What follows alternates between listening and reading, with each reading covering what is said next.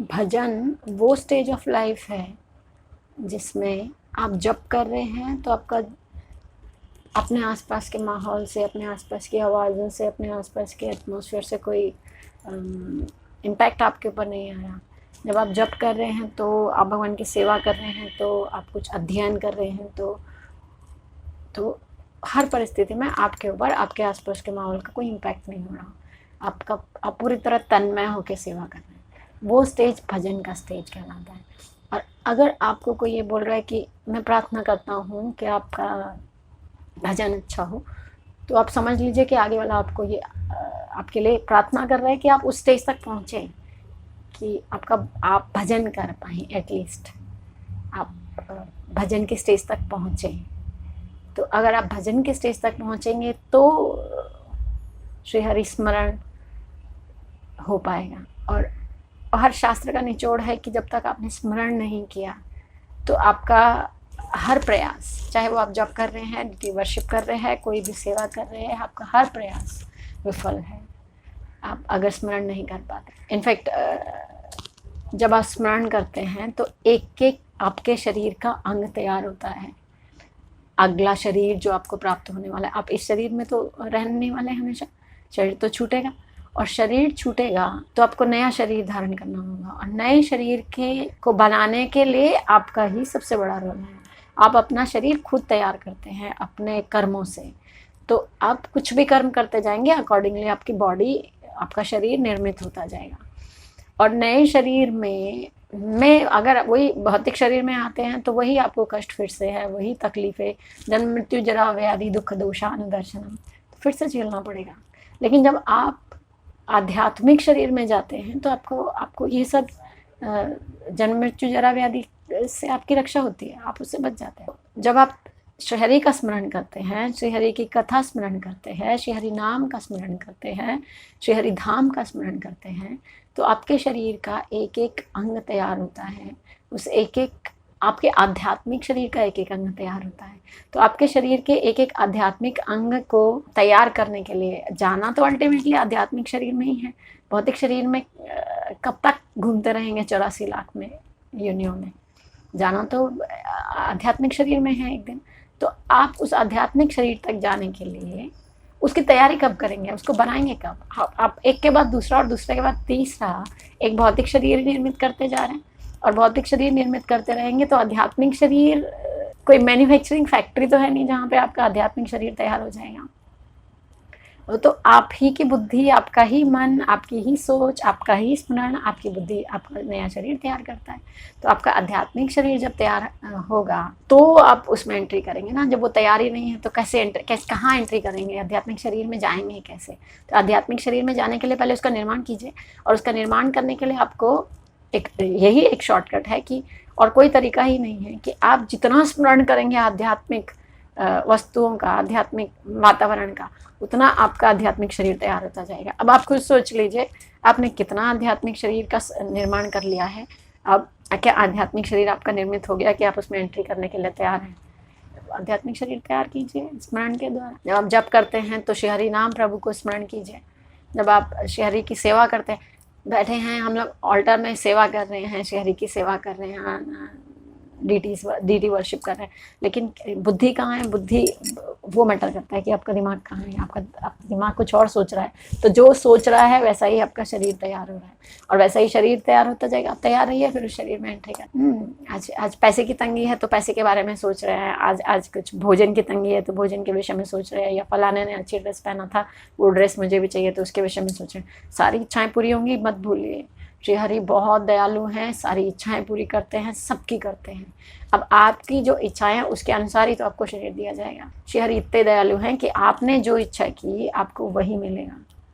तो अब वो इच्छा करते जाइए और उसके अनुसार आपको वो देह प्रदान करते जाएंगे, और वो देह में आप वो भोग कीजिए, जो आपने इच्छा किया था वो भोग कीजिए।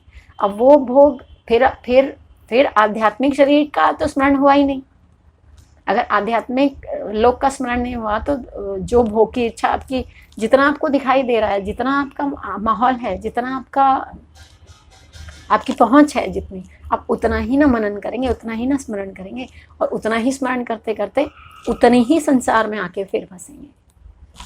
उतने ही संसार में आके फिर फंसेंगे, क्योंकि स्मरण उसी संसार का किया है, मनन उसी संसार का किया है, तो उसी में आके फिर फंसेंगे और वहीं के शरीर, क्योंकि वहाँ के भोग की इच्छाएं की हैं जहाँ आप रह रहे हैं। अब वहाँ की भोग की इच्छाएं की हैं तो वहीं का शरीर मिलेगा, वहीं का शरीर मिलेगा तो ना वहीं की भोग की इच्छाएं पूर्ति होंगी। यहाँ जो आप जिसको जो भोग समझ रहे हैं जिसको, वो एक्चुअली भोग नहीं है। वो एक्चुअली भोग होता तो यहाँ पे हम दुखी क्यों होते, यहाँ पे हम परेशान क्यों होते, वो भोग नहीं है। लेकिन वो मेरी इच्छा तो वही भोग करने की है ना, वही भोग करने की मेरी इच्छा है, तो वही उसी के अनुसार तो मुझे शरीर दिया जाएगा कि आपको जो भोग करना है उसके अनुसार आपको शरीर प्रदान किया जाता है, कीजिए। और फिर फंसेंगे, फिर नया शरीर मिलेगा। तो कोई ऑप्शन नहीं है, कोई उपाय नहीं है कि आप यहाँ से बच सकें।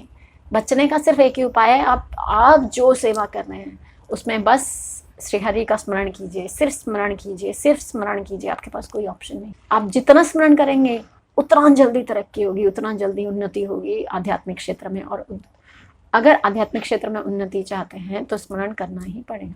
और स्मरण किसका होता है? स्मरण उन चीज़ों का होता है जो जिनसे मुझे प्रेम हुआ, जिनसे मुझे अटैचमेंट। मुझे स्मरण किसका हो रहा है? मेरे बच्चों का हो रहा है, मेरे पति का हो रहा है, मेरे माँ बाप, भाई बहन, दोस्तों का, है ना, पड़ोसियों का, और समाज का, राजनीति का, राजनेताओं का, फिल्म एक्टर्स का, टीवी सीरीज़ का, या फिर टीवी स्क्रीन पे बड़ी बिग चमकदार बड़ी स्क्रीन पे दिखाए जाने वाले एक झूठे मुखौटे का। मुझे स्मरण तो उन चीज़ों का हो रहा है ना, तो मुझे अगर क्यों हो रहा है उनका स्मरण? क्योंकि प्यार करना, अटैचमेंट उन्हीं से सीखा है। और स्मरण किन चीज़ों का होता है? स्मरण ऑटोमेटिक होता है, कोई ज़बरदस्ती आप स्मरण कर ही नहीं सकते। स्मरण उन चीज़ों का होता है जिनके साथ आपका अटैचमेंट है, जिनको आपने हृदय में स्थान दिया है। हृदय में थोड़ा सा भी स्थान जिसको दिया है उसका स्मरण ऑटोमेटिक होगा, अपने आप होगा। कोई फोर्सफुली आपको स्मरण नहीं करा सकता बैठा के। हाँ, आप कथा में बैठे हैं, आप किसी भक्त का संग कर रहे हैं, या आध्यात्मिक पुस्तक का वाचन पाठन कर रहे हैं, तो स्मरण उसका होगा। नहीं तो जो संसार का सिनेमा, संसार के रिलेशनशिप, संसार की कनेक्टिविटी, संसार के प्यार मोहब्बत, वही स्मरण होगा, उन्हीं सब चीज़ों का स्मरण होगा। उनसे हटके कुछ स्मरण हो नहीं सकता।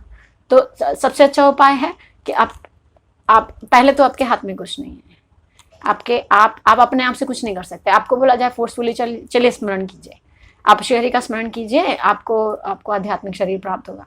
आप आध्यात्मिक लोगों का स्मरण कीजिए, आपको आध्यात्मिक लोक प्राप्त होगा। और मैंने बोला और आपने करना शुरू कर दिया, आपने बोला मैंने करना शुरू, ऐसा नहीं होता, ऐसा होगा ही नहीं, हो ही नहीं सकता। आप जबरदस्ती कुछ नहीं करा सकते किसी से, ठीक है। और आध्यात्मिक विषय तो वैसे भी हमारे माहौल में है नहीं, तो वो ऑटोमेटिकली आएंगे नहीं बुद्धि में। हमारे आसपास जो वातावरण में हमें दिखता है, सुनता है, जो हमें समझ में आता है, हमारे स्मरण में वही आता है। तो आध्यात्मिक लोगों का स्मरण हो, आध्यात्मिक लोक तक हम पहुँचे, या हमारा आध्यात्मिक शरीर का निर्माण हो, उसके लिए वो आध्यात्मिक वस्तुओं का स्मरण करना पड़ेगा। तो आध्यात्मिक वस्तुओं का स्मरण करने के लिए, आध्यात्मिक लोगों का स्मरण करने के लिए सबसे ज़रूरी है कि आप उन लोगों का संग कीजिए जो इस पथ पे चल रहे हैं, जो आध्यात्मिक लोगों की ओर जा रहे हैं। तो उनसे सीखिए कैसे करना है स्मरण, पहली चीज़। दूसरी चीज़, आप सीख के तो आ जाते हैं। एसोसिएशन सारा दिन तो आप किसी के साथ नहीं रह सकते कि भक्तों का एसोसिएशन कर लिया, थोड़ी देर फ़ोन पे बात कर लिया, थोड़ी देर मिल के आ गए। पेंडेमिक है तो आप सारा दिन तो बैठ के कहीं ना आप मंदिर में बैठ सकते हैं, ना किसी के घर जाके बैठ सकते। तो आप क्या कर सकते हैं? आप आध्यात्मिक पुस्तकों का अध्ययन कर सकते हैं, आप हरिनाम जप कर सकते। सबसे अच्छा उपाय है हरिनाम आप जप कीजिए। हरिनाम का जब आप जप करते हैं, हरिनाम माला पे जब आप उच्चारण करते हैं बार बार, पहली चीज़ तो वो आपके शुद्धिकरण का सबसे बड़ा उपाय है कि जो मानस पटल में जो गंदगी भरी है, जो गंदगी स्मरण में आती है, या जो अशुद्धियाँ हमारे भीतर है, उसको साफ करने का सबसे आसान उपाय है नाम लीजिए। बस नाम जप कीजिए, नाम जप कीजिए, जितना हो सके नाम जप कीजिए। अब जो लोग नहीं करते हैं, जिनको आदत नहीं है, शुरू कीजिए, चाहे 20 मिनट से, आधे घंटे से, आधा घंटा कीजिए दिन में। धीरे धीरे आपको टेस्ट आने लगेगा, आप बढ़ाते जाएंगे।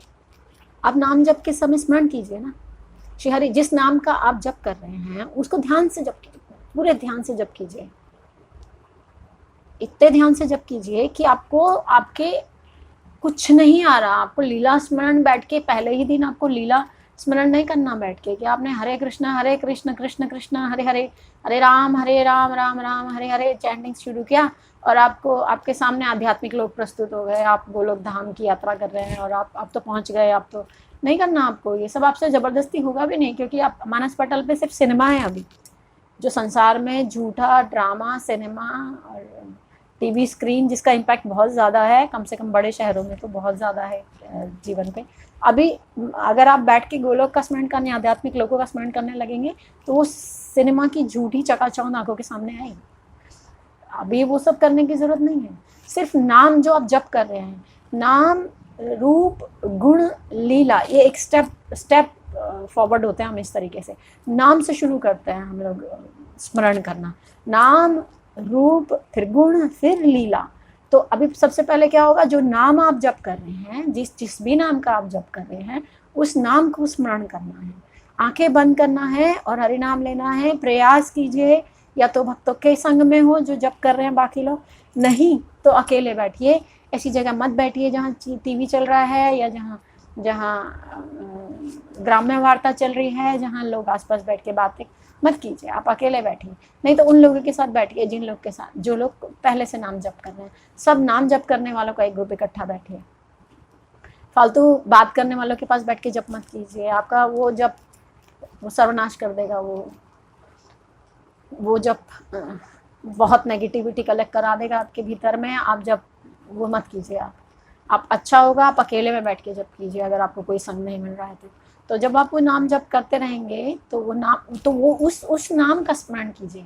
जो आप ऐसी जगह पे बैठ के नाम जप करेंगे जहाँ पे भीड़ भाड़ है, शोर शराबा है, टीवी चल रहा है, आप खुद सोचिए, क्या आपकी बुद्धि जो नाम उच्चारण कर रही है जीवा, उसको स्मरण कर पाएगी? क्योंकि कान तो कुछ और सुन रहे हैं ना, कान तो ग्राम्य वार्ता सुन रहे हैं। जब ग्राम्य वार्ता सुनेंगे तो बुद्धि में उसी का स्मरण आएगा। तो कानों को पहले नाम जो मुख से निकल रहा है उस पर लगाना सीखिए। जो मुंह से नाम निकल रहा है उस पे कानों को लगाना सीखिए। धीरे धीरे आंखें बंद करके आंखों के सामने से वो नाम को गुजरने दीजिए। आंखों के सामने जब आपको वो स्मरण होने लगेगा, एक दिन आएगा कि वो जब नाम जपते जपते रूप का दर्शन होगा, नाम फिर रूप का दर्शन होगा, फिर गुण। रूप किसका? जिसका आप नाम जप रहे हैं उसका रूप, फिर उसके गुण सामने आएंगे, फिर उनकी लीलाएं आपके स्मरण मानस पटल पे आ जाएंगी, और ये सब ऑटोमेटिक होगा। तो नाम जप कीजिए और उस नामी का स्मरण करने के स्टेज तक आप पहुंच जाएंगे। नाम प्रभु अपने आप ले जाएंगे, आपको कुछ प्रयास नहीं करना पड़ेगा, नाम प्रभु अपने आप लेके जाएंगे। आपका प्रयास, हाँ आपको प्रयास करना है उतना कि जब आप नाम ले रहे हैं वहाँ थोड़ा सा सावधानी से कीजिए, सावधानी से नाम जप कीजिए। और नाम जप में सावधानी आपने की तो श्री हरि नाम प्रभु रेसिप्रोकेट करते हैं, आपको उसका फल अवश्य मिलेगा। नाम प्रभु ही लेके जाएंगे आपको श्री हरि नामी के पास। तो उसमें निराश होने की ज़रूरत नहीं है। जब आप जिसका नाम ले रहे हैं वो अंधा बहरा नहीं है। आपका नाम कोई पुकारेगा, आप मान लीजिए घर के कामों में आप व्यस्त है, कुछ घर का काम कर रहे हैं, तो आपको कोई किसी ने आके बताया कि अरे फलानी गली में फलाना आदमी तेरा नाम बुला रहा है, तेरा नाम बार बार रट रहा है, तो आपको बेचैनी नहीं होगी? कौन है मेरा नाम रट रहा है जो? अरे मैं जाके मिलूँ तो सही, क्यों मेरा नाम रट रहा है? उसको क्या चाहिए, क्या हुआ, कोई परेशानी तो नहीं है, मैं पूछूँ तो सही। कौन? घर के काम में मन नहीं लगेगा। अब घर का काम फटाफट करके या तो नहीं भी करके छोड़ के भी आप उससे मिलने जाएंगे पर्टिकुलर से कि आप मेरा नाम क्यों ले रहे हैं बार बार। तो आप तो अणु है उस विभू के। आपके भीतर इतनी दया, इतना प्रेम, इतना आकर्षण हुआ उसके प्रति कि आपका नाम लेने वाले के पास आप दौड़े गए। तो क्या वो विभू, उसके अंदर ये बेचैनी नहीं होगी कि कोई मेरा नाम ले रहा है तो मैं उसके पास दौड़ा जाऊं? तो आप वो बिल्कुल भूल जाइए कि आपको कोई नहीं देख रहा। आप भूल जाइए कि वो आपको नहीं सुन रहा। आप भूल जाइए, वो हर वक्त आपको देख रहा है। वो विभू है, वो आप उसका अंश हैं। आपके अंदर जो बेचैनी होगी आपका नाम लेने वाले के प्रति, उसके अंदर, उस विभू के अंदर कितनी बेचैनी होगी आप जब उसका नाम ले रहे होंगे। तो ये सोचिए। तो आप डरिए मत, स्मरण होगा। आपका प्रयास वो देख रहा है, आपका प्रयास वो नामी देख रहा है, वो गोविंद आपका प्रयास देख रहा है। आप जब प्रयास करते रहेंगे तो गोविंद आपके पास आएगा। नाम रूप में है आपके पास, नाम रूप में आपके पास है। एक दिन रूप भी समक्ष आएगा आपके गुण, और फिर लीला दर्शन भी आपको होगा। स्मरण नहीं हो रहा, जो लोग नाम ले रहे हैं कितने कितने साल हो गए, हमसे नहीं हो रहा, मेरा भजन अच्छा नहीं हो रहा, मेरा जप अच्छा नहीं हो रहा। नहीं हो रहा कीजिए, फिर भी करते रहिए, लगे रहिए। नहीं हो रहा तो भी कीजिए, मन नहीं लग रहा तो भी कीजिए। तबीयत ठीक नहीं है, कीजिए। शरीर की तबीयत ठीक नहीं है, आपकी तबीयत खराब नहीं हो सकती, कभी नहीं हो सकती। करते रहिए, लगे रहिए। एक दिन होगा, एक दिन में नहीं होगा, एक दिन जरूर होगा। करते रहिए। क्यों डरते हो, क्यों घबराते हो? को पता नहीं आप किसका नाम जप कर रहे हो। अरे संसार में साधारण शक्तिशाली मनुष्य का भी आप नाम जप करोगे ना, तो भी आपको सुरक्षित महसूस होता है। हाँ, आप तो भी आपको लगता है कि नहीं, अरे फलाना है ना, मैं उसको फ़ोन कर दूंगा अगर मुझे कोई प्रॉब्लम हुई तो वो मुझे संभालेगा, क्योंकि मैं तो उसका। तो आप तो उस जिस नामी का आप नाम जप कर रहे हो तो गोविंद है, वो तो सर्वरक्षक है, वो तो जगन्नाथ